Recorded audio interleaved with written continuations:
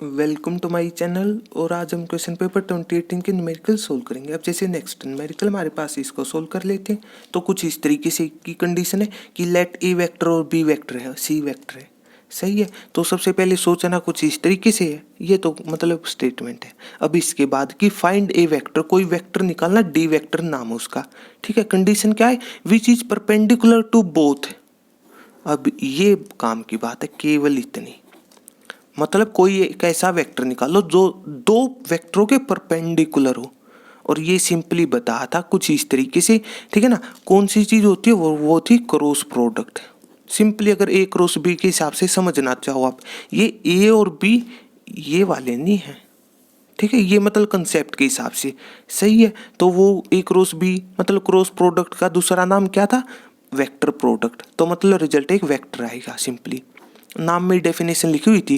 Cross product में तो cross का मतलब क्रॉस वाली मल्टीप्लाई, और वेक्टर प्रोडक्ट में मतलब रिजल्ट वेक्टर आएगा। और फॉर्मूला ये था इनटू में साइन थीटा और इनटू में एन कैप। तो सिंपली इस तरीके से सही है। तो ए क्रॉस बी एक वेक्टर होता है, ये डेफिनेशन थी। ए क्रॉस बी एक वेक्टर है। काम की बात है, दोनों के परपेंडिकुलर है, perpendicular to both A and B. तो इस तरीके से। और यहीं पर एक एन कैप था। एन कैप भी एक वेक्टर होता है, और कैप किस पर अप्लाई होता है? केवल यूनिट वेक्टर पर। ये डेफिनेशन आपको पता होनी चाहिए। एन कैप होता है यूनिट वेक्टर, और इसकी ये बची हुई कंडीशन सेम कि perpendicular to both A and B. तो इस तरीके से ये पता होना चाहिए आपको। ठीक है। तो इस तरीके मतलब ए क्रॉस बी और एन कैप में क्या अंतर है? ए क्रॉस बी तो वेक्टर है, special condition per unit vector भी हो सकता है। यूनिट वेक्टर होता है जिसका मैग्नीट्यूड 1 हो या फिर यूनिट का हो। तो इस तरीके से। और यहाँ पर कंपलसरी है ये मैग्नीट्यूड 1 होगा। तो केवल कंडीशन सही है। तो यहीं पर ये वर्ड दिखते ही तभी समझ जाओ इन दोनों की क्रॉस निकालनी है, जो भी हो। तो इस तरीके से सी और बी के हिसाब से सही है। तो बस अब कर लो रिजल्ट आप अप्लाई। ठीक है ना। मतलब अब बचेगी केवल कंडीशन। ठीक है ना। तो अब जैसे आप कर लो सोल्व, एक कंडीशन ये इसका फ़ायदा उठा लेंगे तो लेट कर लो। जैसे गिवन था ना न्यूमेरिकल में स्टेटमेंट की ए वेक्टर, जो भी रिजल्ट हो इन चीज़ों से हमें कोई भी मतलब नहीं रहेगा। ठीक है ना। ये तो वैल्यू अलग भी हो सकती है, कंसेप्ट सही होना चाहिए आपका। ठीक है ना। एक बार तो आप इन्हीं को एज इट इज रख लो। तो इस तरीके से अब इसके बाद ठीक है ना, परपेंडिकुलर टू बोथ आती ये बात आ जाएगी। जो भी दो तो यहाँ पर हमारे सी और बी है। सही है। तो लिख दो आप जैसे वेक्टर डी वेक्टर। ठीक है ना। तो देयरफॉर कह सकते हो आपकी डी वेक्टर डायरेक्ट ही। ठीक है ना। Which is perpendicular to both, जैसे हमारे पास है सी और बी के हिसाब से। तो इस तरीके से सही है। तो क्या हो जाएगा? डी वेक्टर यहीं पर कह दो आप यहीं से। तो मतलब जैसे डी वेक्टर किसके बराबर है? अब पता होना चाहिए डी वेक्टर क्यों लिख दिया हमने। ये आपको पता होना चाहिए डी वेक्टर क्यों लिख दिया। दो वेक्टरों की क्रॉस प्रोडक्ट भी तो एक वेक्टर आती है। वेक्टर प्रोडक्ट का दूसरा नाम क्रॉस प्रोडक्ट। तो क्रॉस वाली मल्टीप्लाई जिसका रिजल्ट वेक्टर है। तो ये लो सही है। तो इस तरीके से। और जिन भी दो की करनी हो आपने तो सी क्रॉस बी कर दो सिंपली। तो इस तरीके से। ठीक है। अब इसके बाद तो इस तरीके से सही है। अब इसके बाद एक काम की बात है न्यूमेरिकल में, यहाँ पर आधी चीज़ है ये। ठीक है ना। मतलब देखो न्यूमेरिकल की जो इसकी मार्किंग स्कीम है उसके हिसाब से भी आप मतलब ये चीज़ नोट कर लिया करो। अब ये थोड़ी ना कि जैसे हमें इतना जरूर पता है कि क्रॉस प्रोडक्ट हमें निकालनी आती है। सही है। तो मतलब सी क्रॉस भी हम निकाल सकते हैं, लेकिन काम की बात हमें कैसे पता ये सी क्रॉस बी है या फिर स्पेशल बात है ये। अब ये है कंप्लीट बात। क्रॉस प्रोडक्ट जैसे ए क्रॉस बी के हिसाब से बात करो आप, तो ए क्रॉस बी और बी क्रॉस ए क्या लिखना एक चीज़ है, अलग अलग है। डायरेक्शन अपोजिट थी और इसी वजह से माइनस साइन आता है। अब हमें थोड़ी ना पता यहाँ पर ये माइनस आएगा या फिर नहीं आएगा। तो इस बात का मतलब यहीं पर कह दो आपकी जो डी वेक्टर हमारा, ठीक है ना, वो सी और बी के मतलब सी क्रॉस बी के पैरेलल का काम करेगा। सी क्रॉस बी के। अब ये है स्पेशल बात। सही है। क्यों? देखो अब सी और बी के, देखो पहली बात तो इस चीज से भी आप कह सकते हो। ठीक है ना। तो इस तरीके से मतलब कहने का मतलब क्या, जैसे आप ये सोच लो, जैसे कोई शीट ऑफ पेपर है, कोई दो एंगल मतलब कोई दो वेक्टर हैं इस तरीके से, उनके बीच के एंगल की बात नहीं हो रही न्यूमेरिकल में, ठीक है ना। ये थीटा ए और बी के बीच का एंगल है जिस पर भी आप क्रॉस प्रोडक्ट यूज कर रहे हो। ये परपेंडिकुलर वाली चीज ना उठा लेना कि एंगल तो है, परपेंडिकुलर का मतलब 90 डिग्री, ये 90 डिग्री और ये थीटा अलग अलग है, आपको पता होना चाहिए, ठीक है ना। दो वेक्टरों के बीच का एंगल उसको आप थीटा नाम रख सकते हो कुछ इस तरीके से। अगर समझना चाहो तो आप जैसे ये मान लिया, समझने के लिए ये भी मान लिया इस कंसेप्ट के हिसाब से, सही है। तो जो यहाँ पर वेक्टर आएगा सिंपली वो इस तरीके से आ जाएगा, मतलब सिंपली जैसे आप शीट ऑफ पेपर जैसे 2D है, 2D का मतलब दो एक्सिस आएंगी उस पर है, मतलब ये समझने के लिए इस तरीके से कोई दो वेक्टर कहीं पर भी, तो इस तरीके से सोच लो आप, सही है ना। और एक्स और वाई के परपेंडिकुलर जेड एक्सिस होती है, तो इस तरीके से मतलब जैसे ये शीट ऑफ पेपर मान रहे हो तो मतलब अबव प्लेन या फिर बिलो प्लेन इस तरीके से हो जाएगी ये बात, तो इस तरीके से, ठीक है ना। अब हमें ये नहीं पता कि जो ये डी वेक्टर आएगा वो एक्चुअल में ये चीज़ होगी, ये काम की बात है, स्पेशल चीज़ है। और इसके बाद दो चीज़ें पैरेलल हो तो मतलब दो वेक्टर पैरेलल होने का मतलब क्या बताया था हमने, सिंपली एक दूसरे के मल्टीपल होंगे और उस मल्टीपल के लिए लैम्डा मान लिया सिंपली, तो इस तरीके से, सही है। और ये मतलब वो माइनस साइन कहाँ पर एडजस्ट हो जाएगा, इस चीज़ में लैम्डा में। माइनस साइन का मतलब होता है अपोजिट डायरेक्शन, तो इस बात का मतलब ये हुआ कि हमें ये नहीं पता कि जैसे इस कंसेप्ट के हिसाब से तो ए से बी जाना है या फिर बी से ए आना है, डायरेक्शन अपोजिट है इसलिए माइनस साइन आता है। क्रॉस प्रोडक्ट या फिर को वेक्टर प्रोडक्ट में हर चीज़ डिटेल में डिस्कस हो चुकी है आपके साथ, तो इस वजह से तो यहाँ पर डायरेक्ट ये बात है स्पेशल, सही है। तो इस तरीके अब ये बात आप न्यूमेरिकल के हिसाब से बात कर सकते हो कि उसने ये डी डॉट ए डी ही क्यों, अगर इस मतलब ये लैम्डा वाला कंसेप्ट ना लेके चलते, सही है। तो डायरेक्ट भी तो हमें क्रॉस प्रोडक्ट निकालने आती है डिटर्मिनेंट वाले तरीके से, लेकिन पता होना चाहिए आपको ये स्पेशल बात है। या फिर ये पर सोच लो कि हमें कैसे पता कि सी से बी वाली डायरेक्शन है, ये वाली चीज़ है, मतलब इस चीज़ का मतलब हुआ जो वर्ड पहले लिखा हो उससे दूसरे की तरफ बढ़ना, मतलब सी से बी की तरफ जाना, और यहीं पर बी क्रॉस सी लिख दो तो बी से सी की तरफ जाना। ये सिंपली हर चीज़ बताई थी आपको, ठीक है। तो इस तरीके से मतलब यहाँ पर ये काम की बात है, यहीं पर ये बात आपकी ठीक है कि perpendicular both A and B, लेकिन जैसे ए और बी के ना, ए और बी के परपेंडिकुलर जैसे जेड एक्सिस पर ए, देखो ये सोच लो ना आप, जैसे ये हमारी शीट ऑफ पेपर है इस तरीके से, ठीक है। तो अब ये परपेंडिकुलर है, इसके ये भी परपेंडिकुलर इनफाइनाइट हो जाएंगे, या फिर इस हिसाब से सोच लो ये एक बार वेक्टर ये तो इनफाइनाइट वेक्टर है दोनों के। पूरी बात ये है जो बुक्स में नहीं मिलेगी आपको, तो इस तरीके से, ठीक है।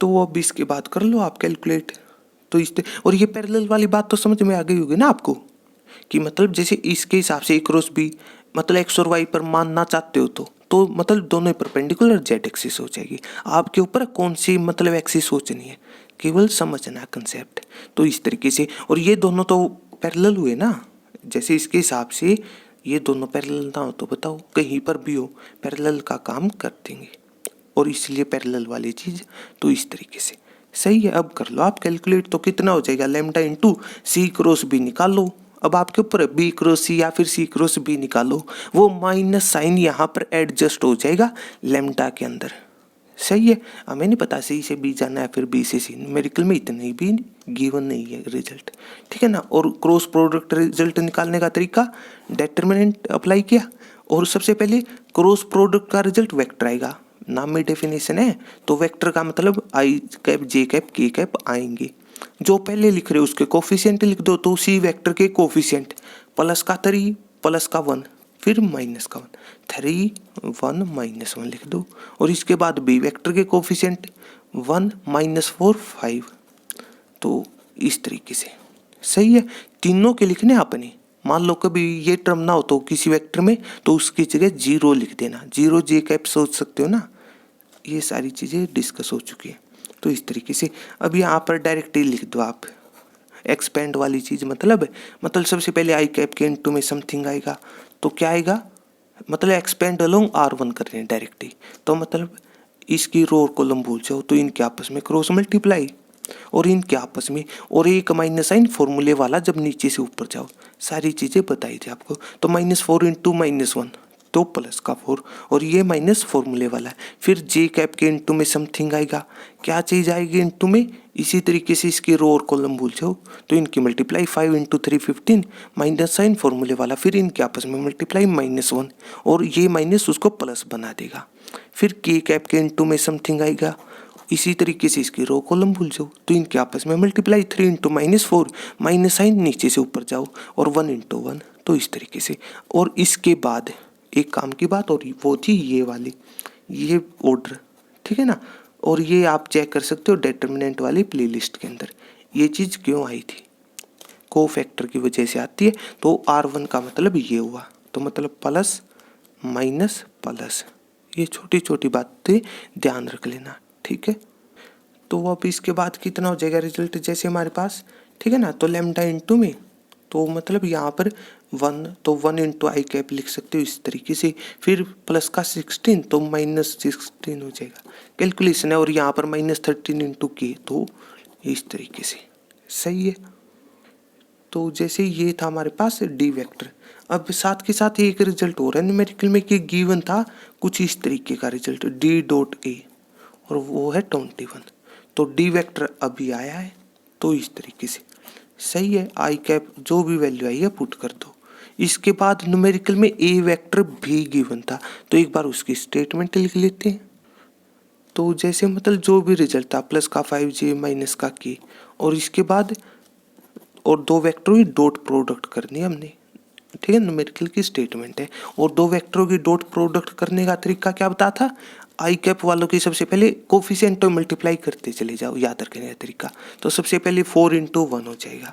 फिर जे कैप वालों के आपस में मल्टीप्लाई +5 इंटू -16 तो -80 हो जाएगा कैलकुलेशन।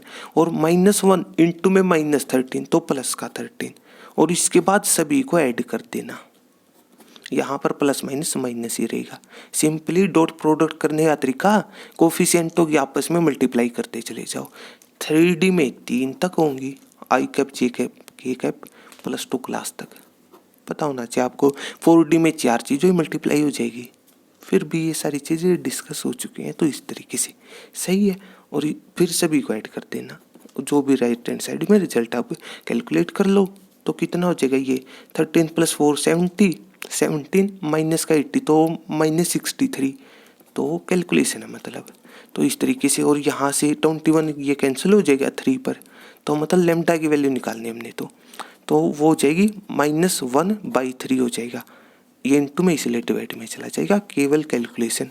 और याद रखने का तरीका +2 क्लास में लेम्डा की वैल्यू 1 तो कभी आएगी ही नहीं, ये स्पेशल बात है।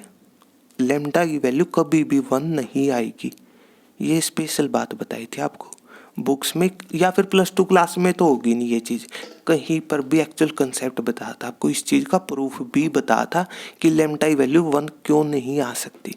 वो कभी रिवीजन वाली प्लेलिस्ट के अंदर चेक कर लेना, मतलब ये 3D का कंसेप्ट है, वहाँ पर मिल जाएगा आपको। तो इस तरीके से, सही है। लेम्डा की वैल्यू आ गई। अब डी वेक्टर था, हमें तो डी वेक्टर निकालना था तो यहाँ पर पुट कर दो आप। तो जैसे डायरेक्टली लिख दो तो therefore D vector equals to, तो लेम्डा जैसे -1/3, ठीक है ना। और इनटू में वही रिजल्ट पुट कर दो आप, तो कुछ इस तरीके से, सही है।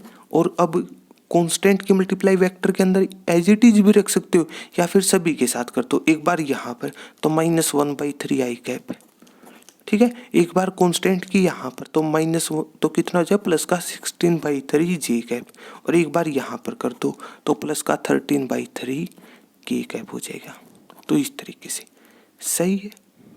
तो इस तरीके से मतलब ये लास्ट फाइनल आंसर हो जाए, मतलब केवल कैलकुलेशन थी न्यूमेरिकल में। स्पेशल बात और वो है ये वाली कि डी वेक्टर पैरेलल क्यों हुआ सी क्रॉस बी या फिर को बी क्रॉस सी की, स्पेशल बात है। एक्चुअल में ए क्रॉस बी की डेफिनेशन, वेक्टर तो होता है perpendicular both A and B, लेकिन इनफाइनाइट भी होते।